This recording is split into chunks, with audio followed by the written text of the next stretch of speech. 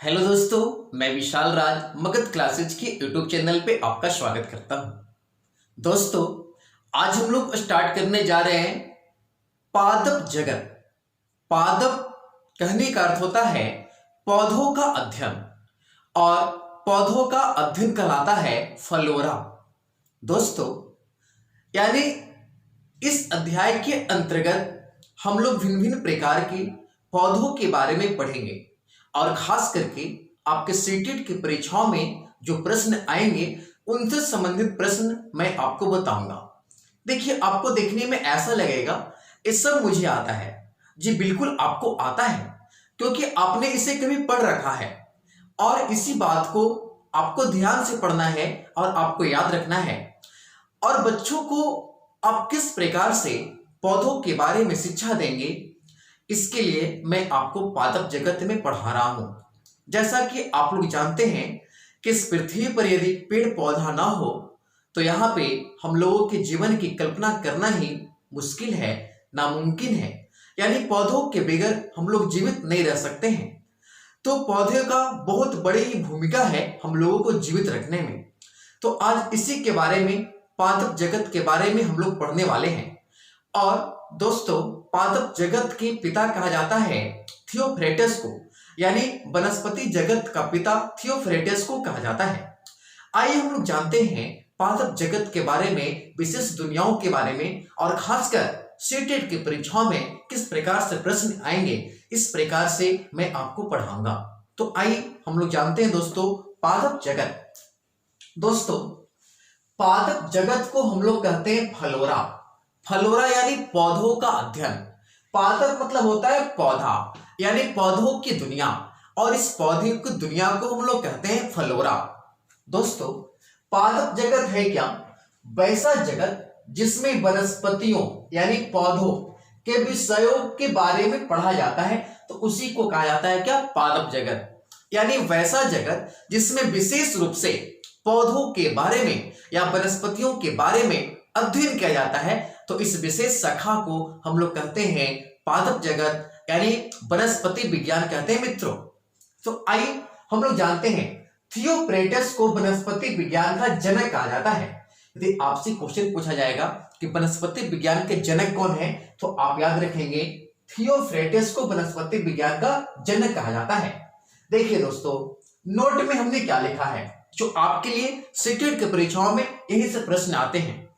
पौधे हमारे पर्यावरण के अभिन्न अंग है, क्योंकि अगर पौधे ना हो तो हमारा पर्यावरण सजीव रहित हो जाएगा, अर्थात पर्यावरण में कुछ भी नहीं रहेगा। यानी कहने का अर्थ दोस्तों कि पेड़ पौधे जो हैं वो पर्यावरण के अभिन्न अंग हैं। यदि पेड़ पौधे नहीं होंगे तो आपका ये जो वातावरण है, ये जो पृथ्वी है, सजीव रहित हो जाएगा। यानी इसमें जीव जंतु पाए जाने की संभावना समाप्त हो जाएगी, अर्थात पूरे आपका पर्यावरण ही समाप्त हो जाएगा। यानी पर्यावरण में कुछ भी नहीं रह जाएगा। कब? जब आपके पेड़ पौधे नहीं रहेंगे तब। तो इस वीडियो मेरा पढ़ाने का मकसद ये है कि आप लोग सभी लोग घर में कम से कम एक एक पौधे को आप लोग आसपास लगाएं, ताकि पर्यावरण स्वच्छ रहे। क्योंकि अभी कोरोना वायरस का प्रकोप चल रहा है, क्योंकि हम लोग जंगलों की कटाई बहुत किए, पेड़ पौधे को बहुत तेजी से काटे हैं। तो इस सारे समस्याओं से बचने के लिए आपको पेड़ पौधे सभी को एक एक लगाना है, और जन जन को सूचना दीजिए, क्योंकि आप शिक्षक हैं। शिक्षक है यानी आप एक सेवक हैं, तो आप शिक्षक होने के नाते बच्चों को पेड़ लगाने के लिए सिखाइए, या आप खुद पेड़ लगाइए, या आपके अड़ोसी पड़ोसी हैं सभी लोग मिलकर पेड़ लगाइए। क्यों? क्योंकि पर्यावरण को आपको बचाना है, और जब पर्यावरण संतुलित रहेगा तो आप भी संतुलित अवस्था में रहेंगे और स्वस्थ रहेंगे, है ना। इसलिए मैंने लिखा कि यदि पर्यावरण कुछ भी नहीं रहेगा, कब? जब पेड़ पौधे नहीं रहेगा तब। अब हम लोग मित्रों, आप लोग आसपास बहुत से प्रकार के पेड़ पौधे देखते होंगे। तो इन पेड़ पौधों को पता है आपको कि इन पेड़ पौधों को क्या कहते हैं, ये कितने प्रकार के होते हैं, इन सारी बातों को हम लोग जानते हैं। तो हम लोग यहाँ पे जानने वाले हैं आकार के आधार पर पौधा का प्रकार, है ना। आकार मतलब आकृति यानी बनावट, यानी आकार के आधार पे पौधे जो होते हैं वो कितने प्रकार के होते हैं। तो आकार के आधार पे पौधे जो होते हैं वो आपके 3 प्रकार के होते हैं साधारणतः। आई सबसे पहला है आपका साग। साग क्या होता है? ये आकार में बहुत छोटे होते हैं, है ना। साग जो पौधा होता है ये आकार में बहुत छोटा होता है। पॉइंट नंबर 2, इसका तना कोमल एवं हरे रंग का होता है। यानी साग का तना जो होता है वो कोमल और कैसा होता है? हरे रंग का होता है। तीसरी बात दोस्तों, इसमें बहुत सारी शाखाएं टहनियां नहीं होती है। यानी साग में बहुत सारे शाखाएं या टहनियां नहीं होती है। तो साग के अंतर्गत कौन कौन से पौधे आएंगे? तो धनिया, गेहूं, धान, टमाटर, तुलसी, मेथी, पालक, ये सभी जो पौधे हैं ना, ये सभी पौधे आकार में क्या होंगे? बहुत छोटे, और इनके तना कोमल होंगे और हरे रंग के होंगे। आप लोग आसपास देखते ही होंगे, है ना, गेहूं का पेड़, धान का पेड़, टमाटर का पेड़, तुलसी का पेड़, तो इसके तना कोमल और क्या होते हैं? हरे रंग का। और इसमें बहुत सारी शाखाएं नहीं होती है ना, इसमें कुछ ही शाखाएं होती है।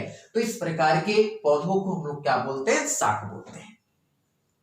अब दूसरे पौधों को हम लोग कहते हैं झाड़ी। आप लोग झाड़ी का नाम सुने ही है, लेकिन झाड़ी के अंतर्गत कौन कौन से पौधे आते हैं, इससे प्रश्न सीटेट के परीक्षाओं में पूछ दिया जाता है, तो आपसे बन नहीं पाता है। आप लोग सब कुछ देखे हैं लेकिन आप पढ़ते नहीं है ना, तो कहते हैं किस्मत का दोष है। अरे पढ़िएगा तो किस्मत का दोष नहीं होगा, पढ़ने से ही सब बन जाएगा। और निरंतर प्रयास कीजिए, आप जितने प्रयास करेंगे ना उतना प्रश्न आपसे बनेगा, क्योंकि कामयाबी के पेड़ पे ही सफलता का सेब लगता है। जब तक आप कामयाब नहीं होंगे तब तक आप सफलता का सेब खाने वाले नहीं हैं। इसलिए पहले आप कामयाब होइए, और कामयाबी का रास्ता है निरंतर अभ्यास कीजिए। आप हमेशा इसको आप पहले एक बार पढ़ लीजिए, फिर उसके बाद कॉपी पे लिखिए, फिर अपने से लिखिए, फिर पढ़िए, फिर लिखिए, 2-4 बार लिखिए। छुट्टी के टाइम में आप सीटेट के एग्जाम में 125 प्लस स्कोर लाएंगे।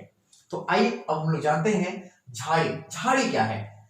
इसका आकार साग से बड़ा होता है। यानी कहने का अर्थ है साग यानी जो जिसका तना कोमल और हरा होता है। साग यानी धनिया, गेहूं, धान से इसका आकार जो होता है बड़ा होता है। यानी झाड़ी का आकार जो होता है वो साग से क्या होता है? बड़ा।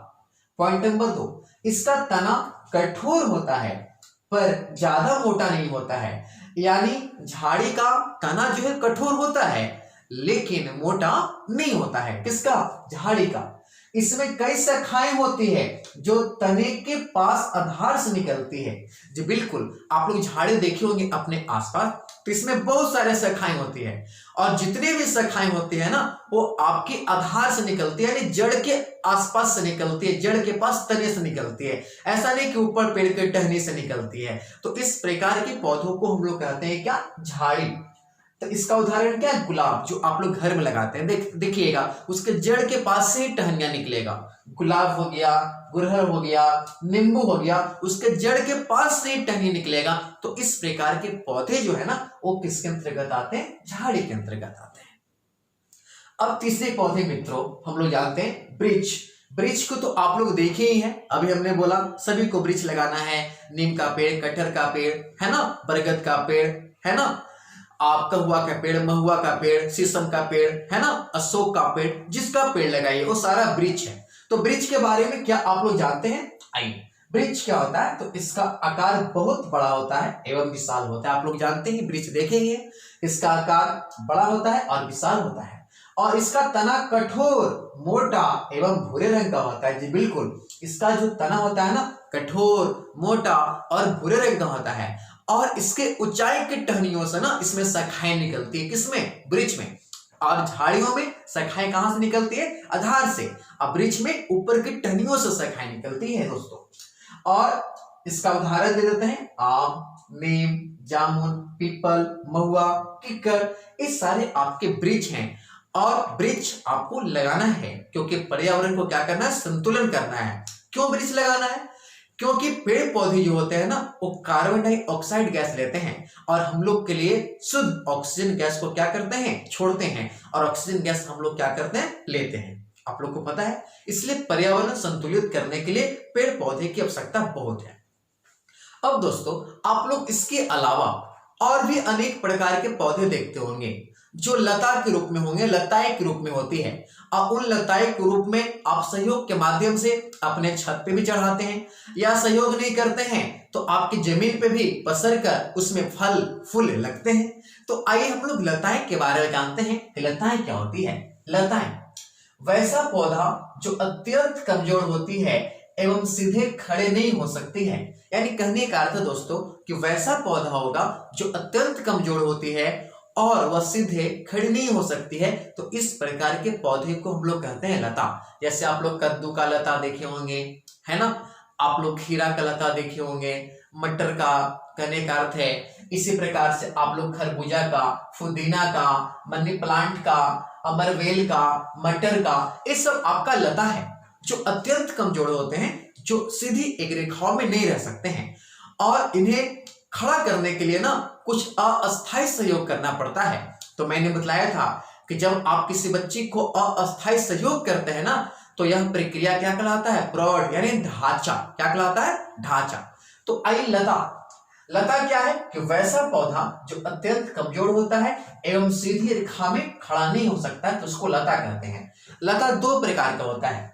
फर्स्ट, बिसर्पी लता। बिसर्पी लता क्या है? ये पौधा जमीन पर फैली रहती है, जैसे खीरा, तरबूजा, खरबूज, पुदीना, ये सब जितने भी पौधे हैं ना, ये जमीन पे इसकी लताएं फैली हुई रहती है और इसी में पहले फूल लगते हैं और उसके बाद क्या लगते हैं? फल। तो इस प्रकार के विशेष लता को हम लोग कहते हैं बिसर्पी लता। यानी जो जमीन पे पड़ा रहेगा उसको आप कहिएगा बिसर्पी लता, जैसे खीरा, तरबूजा, खरबूजा, पुदीना। दूसरा है आपका आरोही लता। आरोही मतलब समझते हैं जो दूसरे पर आश्रित होता है, यानी एक किसी ढांचे की सहायता से ऊपर चढ़ जाती है, तो इस प्रकार के लता को कहते हैं आरोही लता। ढांचा मतलब अस्थायी सहयोग, यानी स्कैफोल्डिंग, जिसको हम लोग क्या बोलते हैं? ढांचा, है ना। जब अस्थायी सहयोग, जब पेड़ पौधा चढ़ जाता है ना, तो आपको टूट जाता है, वो हमेशा सहयोग नहीं करता है। जब पेड़ पौधे छत पर चढ़ जाते हैं ना, तो जो आप अस्थायी सहयोग के लिए जो आप लकड़ी लगाते हैं वो क्या होता है? टूट जाता है और पेड़ पौधा ऊपर की ओर चढ़ जाता है। यानी सहयोग कैसा होता है? अस्थायी। और अस्थायी सहयोग को हम लोग बोलते हैं प्रौढ़ या क्या बोलते हैं? ढांचा। तो आरोही लता क्या है? एक किसी ढांचे यानी अस्थायी सहायता से ऊपर की ओर चढ़ जाते हैं, जैसे मनी प्लांट, मटर, अमरवेल। और दोस्तों अस्थायी सहयोग करके ही आपको बच्चों को शिक्षा भी देना है। आपसे प्रश्न बहुत पूछा जाएगा कि शिक्षक बच्चों को किस प्रकार का सहयोग देता है, तो अस्थायी सहयोग देते हैं। और ये अस्थायी सहयोग क्या कहलाता है? प्रौढ़ ढांचा कहलाता है, जिसको स्कैफोल्डिंग हम लोग बोलते हैं इंग्लिश में। ये बहुत बार क्वेश्चन पूछा गया है। तो लता के बारे में आप लोग जान लिए, दो प्रकार का, बिसर्पी और एक आरोही। बिसर्पी जो जमीन पे पड़ा, और आरोही मतलब किसी को पकड़ के चढ़ गया, तो उसी को बोलते हैं क्या? आरोही। अब दोस्तों हम लोग जानेंगे कुछ विशेष प्रजाति के पौधे या कुछ विशेष पौधे, है ना। फर्स्ट, केला। केला तो आप लोग देखेंगे। केला एक प्रकार का क्या है बताइए आप लोग? झाड़ी है, शाख है या वृक्ष है?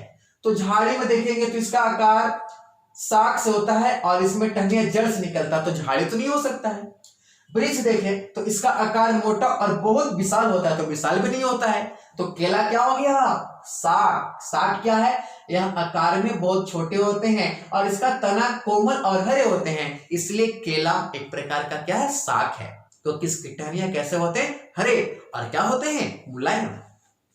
तो केला एक प्रकार का शाख है जिसका तना कमजोर वह क्या होता है? हरा होता है। नोट, केला के फूल और फल दोनों खाए जाते हैं। आप लोग केला तो खाते हैं, लेकिन केला के आप लोग फूल खाए हैं? नहीं खाए तो जरूर खाइएगा, क्योंकि केला के फल और फूल दोनों खाए जाते हैं। अब हम लोग जानते हैं बरगद, है ना। आप लोग बरगद का पेड़ के बारे में बचपन में कहानी पढ़े थे, बहुत विशाल होता है।